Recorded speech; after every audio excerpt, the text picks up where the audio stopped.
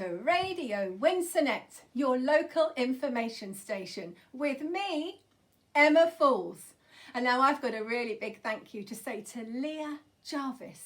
Thank you so much, Leah, for sending in that absolutely lovely picture of me. I've got it on the wall in the studio just behind me. And now we're about to go over to our roving reporter, Wanda Hills, who has some very exciting village news. Winsonette has just had its first big lottery winner.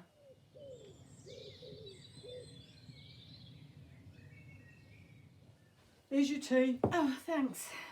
Right, now, you have told Wanda, haven't you, that he must be kept anonymous, otherwise we could get sued. Yeah, of course I did. Yeah.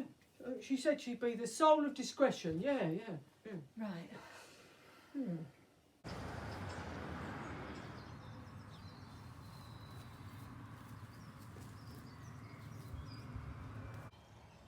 Good morning, listeners, and I have found him, Peter Morgan, our local lottery winner. Oh, dear. I'll go and make another cup of tea.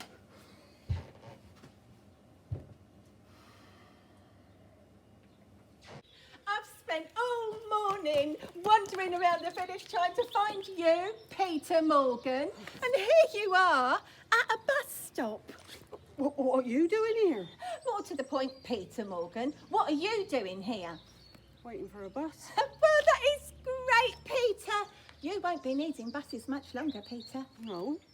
Why is that? Well, you'll be able to hire a private chauffeur, Peter. What are you on about? You are live on Radio Winsonette, Peter, and our listeners are dying to know where you purchased your winning lottery ticket. Where you get yours? The one-stop shop at the corner of the Dog and Duck. Well, that is great, Peter.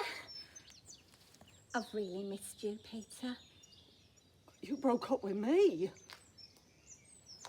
I expect you're already thinking about where you want to go on holiday, Peter. Oh, is it going to be a big one, Peter? Is it going to be Barbados or Mexico? Margate. Margate? Why would you go to Margate? Oh, I thought I'd go back to that caravan park. You know, the one where I proposed to you. Oh, that is great, Peter. I needed more space, Peter. More thinking time. I've been thinking, Peter. Surely with all that money, Peter, you want to go somewhere more luxurious.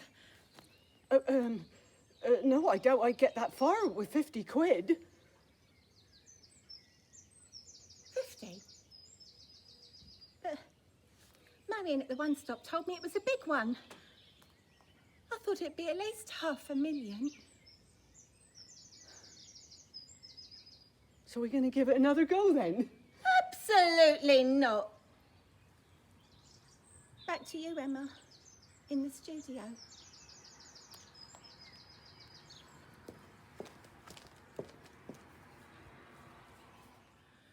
Thank you, Wanda. And now it's that time of the week when we go over to our lovely villager, Mrs. Mink, who has lived in the village all her life and always has such a story to tell. And don't let her talk about sex. I'm still answering the complaints from last week. Good morning, Mrs. Mink, and how are you diddling? I'm diddling very well, thank you, Emma. Thanks to eating spinach every day. Keeps me nice and strong and regular. Mind you, it does seem to give me the farts. Oh, right. Mrs. Mink, just tell us about all the charitable projects you've been up to this week. Well, Emma, I've been knitting. I've been knitting since I was 16 years old. I just love doing things for charity. Keeps your mind and body active. Mind you, my husband believed best way to do that was in the bedroom. No, Mrs. Mink, stop. I used to tell him, no, Henry. I just dropped a stitch. wanting to be at it. Every time of the... No, Mrs. Minks. I think he had a little bit of that OCDC, you know, that obstructive compulsive disorder. He was always wanting to be at it every time of the day and night. Stop! Well, that's what I told him. Mrs. Mink, please, just tell us about the charity work you've been up to this week. Well, I decided that the little hedgehogs needed a little bit of help, you know, because they're under so much threat. So I started knitting little hedgehog jackets in 3 sizes and 2 colours, neon yellow and neon orange, and that way they'll always be seen when crossing the roads. Oh, that is very thoughtful of you, Mrs. Mink. But what about their quills? Don't worry, dearie, I thought about that. I'm not stupid. That's why I used a reverse stockinette stitch with an open lace panel, a raglan sleeve and a rib yoke. So, Winsonetters, look out for our little hedgehog neighbours running all around the village and all around the fields in their little neon jackets.